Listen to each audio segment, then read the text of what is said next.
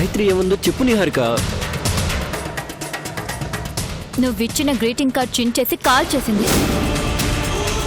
నీ ప్రేమని రిజెక్ట్ చేసింది. నా మెడలో చెప్పులు దండేసి అవమానించింది ఇదే. శ్వేత ఏమవసరం అక్క? శ్వేత అలా చేయదు. ఇదంతా పిచ్చోడు చేస్తుంటాడు. కాదురా, కిరణ్ కి గతం గుర్తుకు రాకుండా నేను డాక్టర్ చేతులు కలిపి రాంగ్ మెడిసిన్స్ రాసిచ్చేశాను.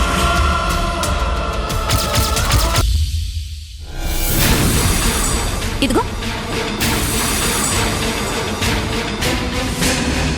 ఈ కన్నీరు కోసం.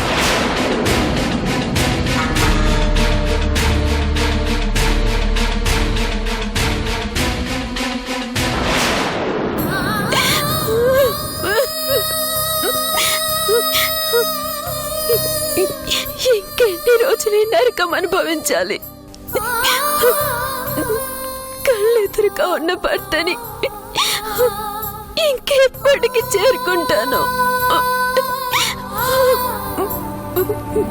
భగవంతుడా, ఎందుకు నాకింత అన్యాయం చేస్తున్నావు?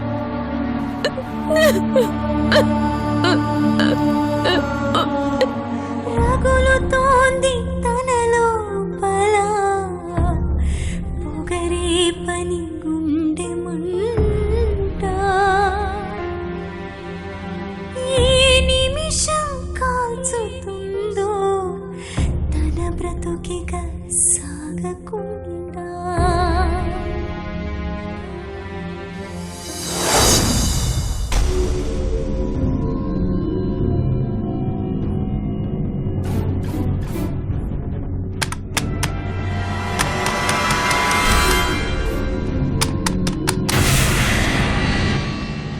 మావయ్య గారు,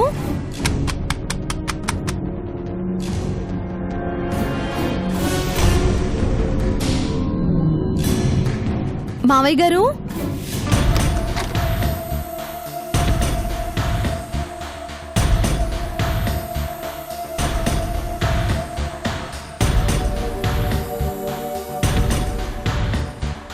కాఫీ తీసుకోండి మావయ్య గారు.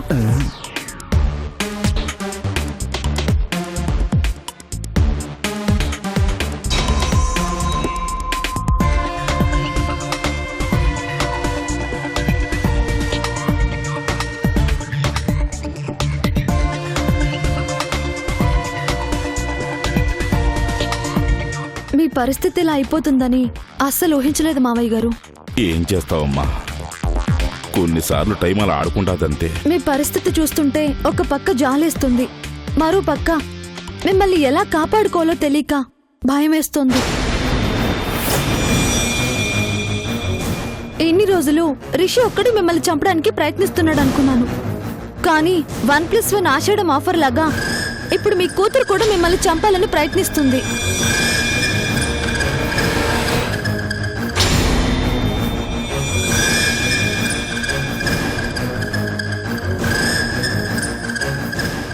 నిజం మావయ్య గారు. నా కూతురికి నేనంటే చాలా ప్రేమమ్మా. చీపులతో కొట్టించి చెప్పుల దండ వేయించినంత మాత్రాన తండ్రిని చంపాలనుకోదు. మీరు నమ్మరని నాకు తెలుసు, అందుకే మీకు నమ్మకం కలిగించే సినిమా ఒకటి తీసుకొచ్చాను, మీరే చూడండి.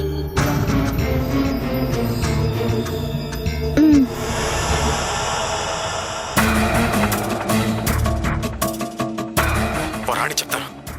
పిచ్చి పిచ్చి వేషాలు వేస్తూ అడుక్కు తింటున్నా కన్నా తండ్రి కదా అని భరిస్తూ వచ్చాను. మా అక్కని ఇంతగా అవమానపరిచాక ఎలా వదిలేస్తాను? ఇక వాడి చేష్టలు భరించిన వాడు చెప్పేదాం అక్క. ఏమంటావు అక్క?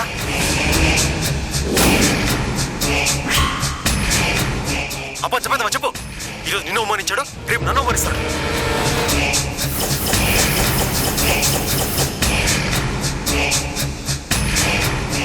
ఇప్పుడైనా నమ్ముతారా మావయ్య గారు? ఇందులో నా గురించి నా కూతురు ఒక్క మాట కూడా అనలేదు కదమ్మా. అప్పుడేమనలేదు మావయ్య గారు. ఎప్పుడైతే రిషి ఎంత తలుపు కొట్టినా మీరు తేలేదో అప్పుడు అక్క తమ్ముళ్ళిద్దరూ మీటింగ్ పెట్టుకున్నారు. అప్పని చంపేద్దామని రిషి అంటుంటే వద్దురా తప్పు తమ్మ అని వదిన ఒక్క మాట కూడా అనకుండా సరే అంది. మీరు చేసిన అవమానం బాగా మనసులో పెట్టుకుంది. సాధన చేత చీపురుతో కొట్టించి 10 మందిలో చెప్పుల దండ వేయించడం అంటే చిన్న విషయమా? మయసభలో దుర్యోధనుడికి జరిగిన అవమానం కంటే ఎక్కువ అవమానం కదా మామయ్య గారు.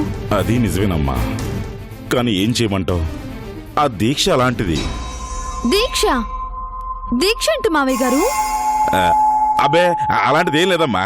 చెప్పండి మామయ్య గారు. నువ్వు ఈ ముష్టి దీక్షని ఎందుకు చేస్తున్నావు, ఏం ఆశించి చేస్తున్నావు, ఎట్టి పరిస్థితుల్లోనూ ఎవ్వరికీ చెప్పకూడదు. చెప్పకూడదమ్మా. అదేదో మాయామహల్ రహస్యం లాగా అంత సీక్రెట్ మెయింటైన్ చేస్తున్నారేంటి? ఆ దీక్ష తాలూకు రూల్స్ అలాంటివమ్మా, నేనేం చేయను. చూడండి మావయ్య గారు, మీ ప్రాణాలకు ప్రతి క్షణం కాపలాగా ఉండేది నేనే. అలాంటి నా దగ్గరే మీరు... చెప్పేస్తానమ్మా, నువ్వు నా పార్టీ కాబట్టి చెప్పేస్తాను. అసలు ఏం జరిగిందంటే,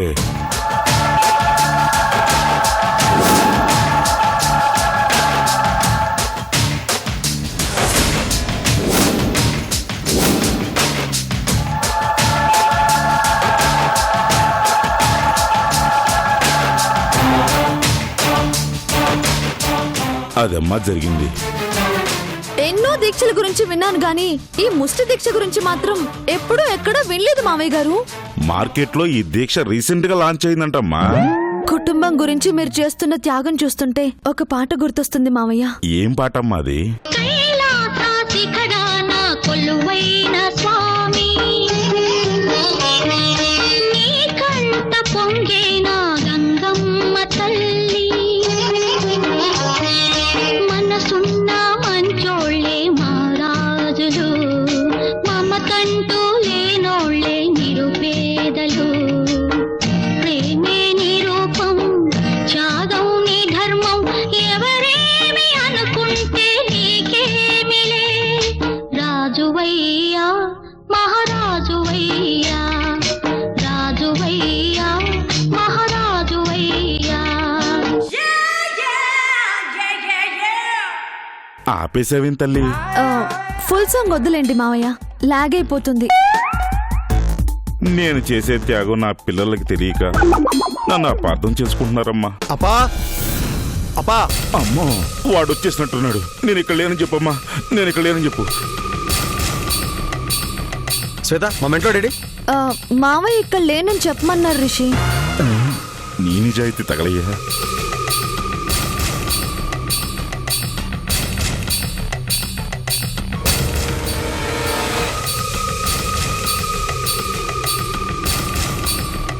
నీ ఇంట్లో నువ్వు దొంగలా దాక్కునే పరిస్థితికి దిగజారిపోయావు. 10 మందిలో కూతురు అవమానిస్తావా? అసలు ఎందుకు ఇలా చేస్తున్నావు? ఎందుకు అడుక్కు తింటున్నావు? ఈ రోజు నువ్వు చెప్పకపోతే చంపేస్తాను. చెప్పు. తమ్మ అడుగుతున్నాడుగా, చెప్పు, ఎందుకు ఇలా చేస్తున్నావు? చెప్పు చెప్పు, చెప్తావా లేదా? అప్పుడు చంపడం పాపం. ముందు నువ్వు నిజం చెప్తావా లేదా?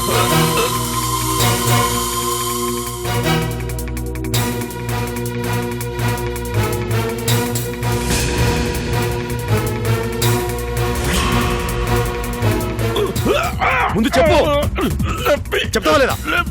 చెప్పు, నిజం చెప్పు. చెప్తావా లేదా? రిషి, నిజంగానే చంపేస్తారా ఏంటి? అసలే హార్ట్ పేషెంట్, మీరు ఉక్కిరి బిక్కిరి చేశారంటే పుట్టుకోమంటారు. ఈయన చేసే పనులు ఎలా ఉంటున్నాయో చూస్తున్నావు కదా. మావయ్య గారు ఏం చేసినా లోక కళ్యాణం కోసమే రిషి. వీడి పొందేం కాదు. అయ్యో, తండ్రిని పట్టుకుని అలా అంటారేంటి? చూడండి, మీరు ఏదైనా మాట్లాడాలనుకుంటే తర్వాత మాట్లాడండి. ఇప్పుడు వెళ్ళండి. అమ్మా, మీకే చెప్తుంది, వెళ్ళండి. నీ సంగతి తర్వాత చెప్తాను.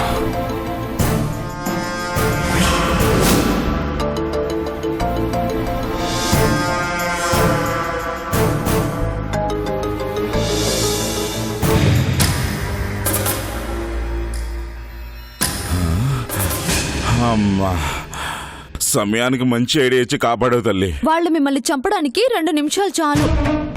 నా పిల్లలే నన్ను చంపుతారని నేను ఎప్పుడు అనుకోలేదమ్మా. ఇంకో 2 వారాలైతే ఆ ముష్టి దీక్ష పూర్తయిపోతుంది. అప్పటి వరకు వీళ్ళ చేతుల్లో బలైపోకుండా నన్ను నేనే కాపాడుకోవాలా? మిమ్మల్ని మీరు కాపాడుకోవడానికి ఒకే ఒక్క మార్గం ఉంది మావయ్య గారు. హా. ఏంటమ్మది? ఆచరించడానికి కొంచెం కష్టంగా ఉంటుంది. అడుక్కోవడం కంటే కష్టమే ఉంటుందమ్మా. చెప్పు. అయితే వినండి.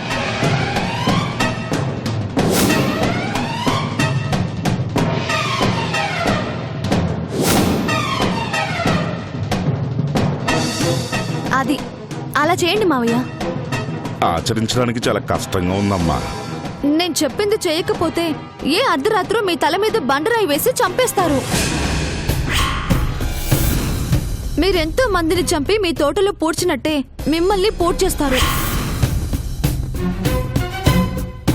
అప్పుడు అయ్యో పాపమని 4 కన్నీళ్లు కార్చగలను గాని కడుపుతో ఉన్న నేను ఏం చేయలేను. లేదమ్మా, నా తోటలో నేను సమాధి అయిపోకుండా నువ్విచ్చిన ఐడియాని ఆచరిస్తాను.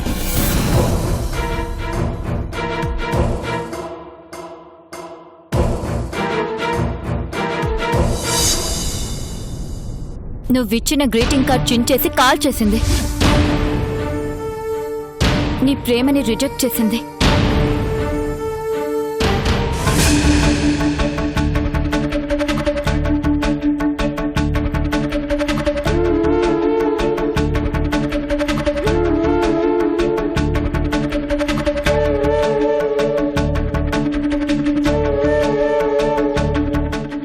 కిరణ్ గారు, కాఫీ.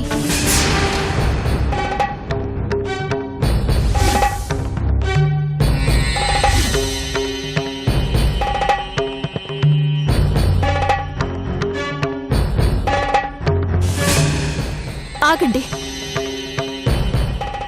ఎందుకు ఇలా చేస్తున్నారు? ఏం చేశాను? నన్ను చూసి చిరునవ్వు నవ్వేవారు, నన్ను చూసి పలకరించేవారు. అలాంటిది నిన్నటి నుంచి చూస్తున్నాను. నన్ను చూడగానే కోపంతో మొహం తిప్పుకొని వెళ్ళిపోతున్నారు. ఎందుకు ఇలా చేస్తున్నారు? నాకెంత బాధ అనిపిస్తుందో తెలుసా? మీరు నాకు పెట్టిన బాధ కంటేనా?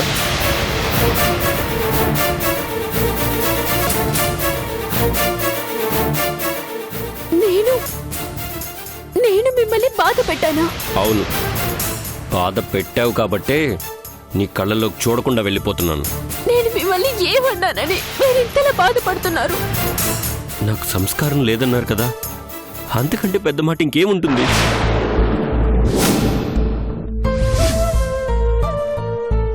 నేనంటే ఇష్టం లేకపోతే ఇష్టం లేదని చెప్పాలి, అంతేకాని అంత పెద్ద మాట అంటారా?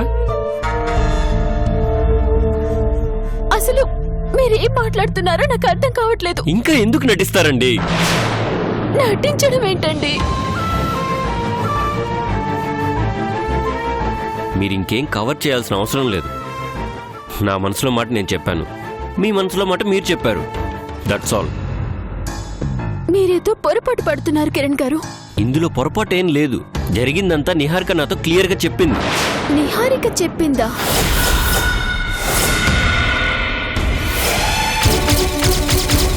నిహారిక ఏం చెప్పింది? మీరు చెప్పిందే చెప్పింది. నేను మిమ్మల్ని ప్రేమిస్తున్నానని చెప్తే మీరు ఇంట్లోంచి వెళ్ళిపోతానన్నారంట కదా.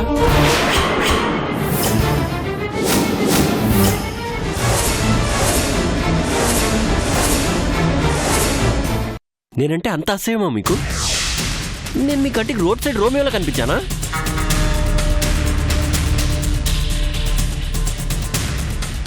ఎవరితో మాట్లాడుతున్నాడు వీడు? నేనేం పోకిరిని జులాయిని కాదండి, నాకు కూడా సెల్ఫ్ రెస్పెక్ట్ ఉంది.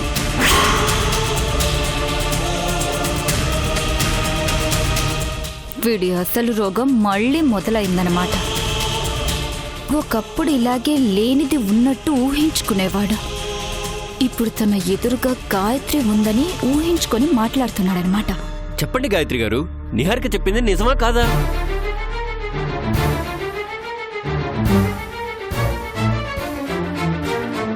అసలు అసలు మీరు అన్న మాటలకు నాకు చాలా బాధ అనిపించిందండి. ఇంకా నయం, ఈ సినిమా గాయత్రి చూడలేదు. చూసిందంటే వీడి రోగం గురించి బయటపడుతుంది.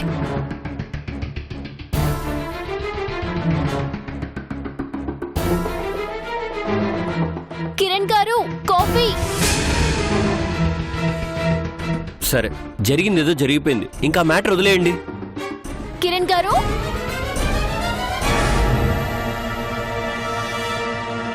వీటికి గతం మర్చిపోయిన రోగంతో పాటు ఉన్నది లేనట్టు ఊహించుకోవడం, లేనిది ఉన్నట్టు ఊహించుకోవడం లాంటి లక్షణాలు కూడా ఉన్నాయని తెలిసిపోతుంది. కిరణ్ గారు, కిరణ్ పైన లేడు గాయత్రి. కాఫీ కిరణ్కేనా, నాకు లేదా? ఈ మధ్య నేనంటే నీకు రెస్పెక్ట్ బాగా తగ్గిపోయింది. Wow, super! కిరణ్ కిచ్చే కాఫీలో కాఫీ పౌడర్ కి బదులుగా ఏం వేస్తావు గాయత్రి?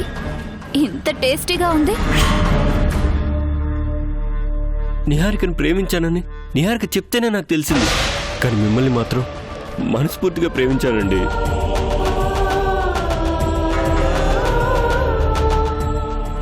ఈ శారీలో నువ్వు బాగా అందంగా ఉన్నావు గాయత్రి. ఎక్కడ కొన్నావు? సంబంధం లేని మాటలు మాట్లాడకుండా ఏం చెప్పాలనుకుంటున్నావో సూటిగా చెప్పు. ఇంకెప్పుడు మీ వైపు చూడను, మీ జోలికి రాను. నేను నిన్ను ప్రేమించడం తప్పైతే నన్ను క్షమించు. ఏంటి కిరణ్ ఈ మధ్య నీకు దూరం దూరంగా ఉంటున్నాడు? ఏదైనా గొడవ జరిగిందా? నిజమైన ప్రేమకు విలువే ఉండదు.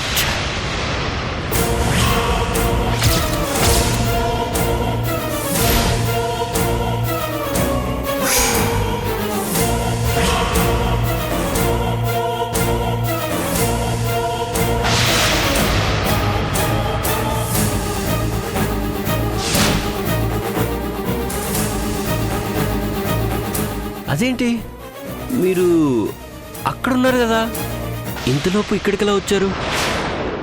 నేను అక్కడ ఉండడం ఏంటి? మీకోసం కాఫీ పట్టుకొని ఇప్పుడు బయలుదేరాను. ఇప్పుడు రావడం ఏంటి? ఇంతసేపు మన ఇద్దరం మాట్లాడుకున్నాం కదా. ఇంకెప్పుడు మీ జోలికి రానని చెప్పి బయటకు వచ్చేసాను కదా.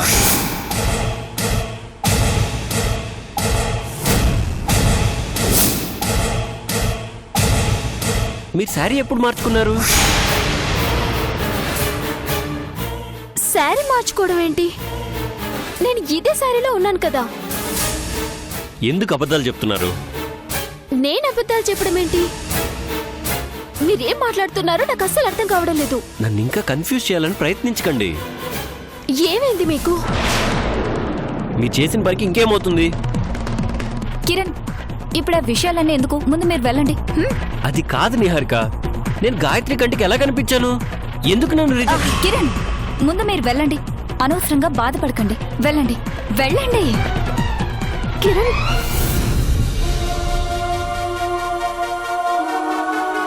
నా లైఫ్ ఏమైపోతుందో నాకే అర్థం కావట్లేదు. నా మీద నాకే జాలేస్తుంది.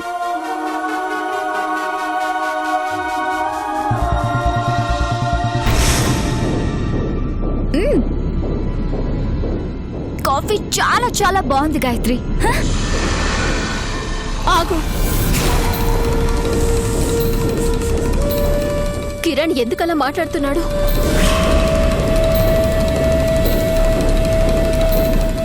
నేను పైన ఉన్నానంటున్నాడేంటి? శారీ మార్చుకున్నానంటున్నాడేంటి? ఎందుకలా మాట్లాడుతున్నాడు? ఏం జరిగింది? ఏదో కన్ఫ్యూజన్ లో ఉన్నాడు. నువ్వేం ఆలోచించుకో. లేదు, ఏదో జరిగింది. ఏం జరిగిందో చెప్పు. ఏదేదో ఊహించుకుంటున్నావెందుకు గాయత్రి? నువ్వు పైన లేవని, శారీ మార్చుకోలేదని నాకు క్లారిటీ ఉంది. నీకు క్లారిటీ ఉంది. కిరణ్కే క్లారిటీ లేదు. నేను క్లారిటీ ఇస్తానుగా.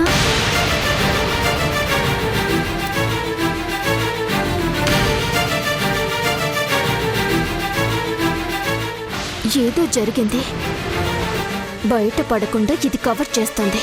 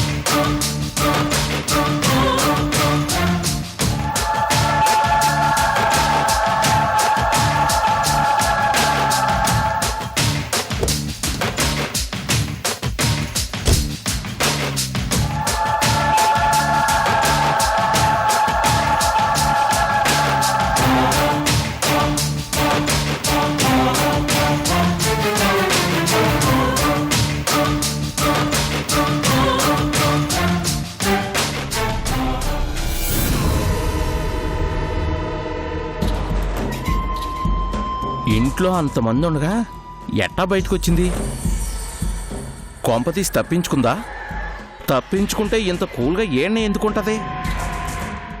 ఈ పాటికి బస్సు ట్రైను ఎక్కేసేదిగా.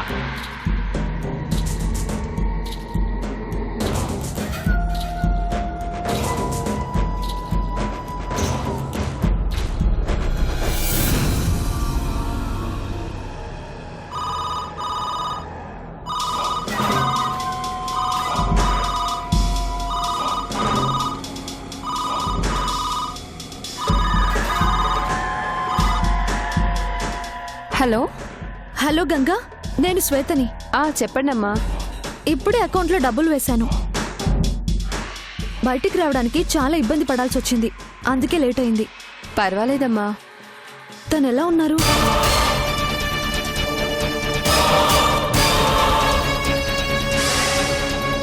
అలాగే ఉన్నారమ్మా. ఏవైనా మార్పు వచ్చిందా?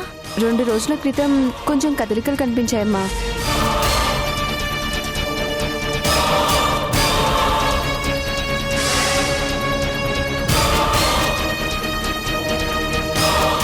డాక్టర్ గారు వస్తున్నారా? వస్తున్నారమ్మా. ఏమన్నారు? తొందరలోనే కోమా నుంచి బయటకొచ్చే అవకాశం కనిపిస్తుందని చెప్పారమ్మా. వీలైతే మిమ్మల్ని ఒకసారి రమ్మన్నారమ్మా. అందరినీ దాటుకొని రావడం చాలా కష్టంగా ఉంది. ఇప్పుడు కూడా ఎక్కువ సమయం బయట ఉండలేను. వీలు చూసుకొని తప్పకుండా వస్తాను గంగా. అలాగేనమ్మా. తను జాగ్రత్త. ఉంటాను.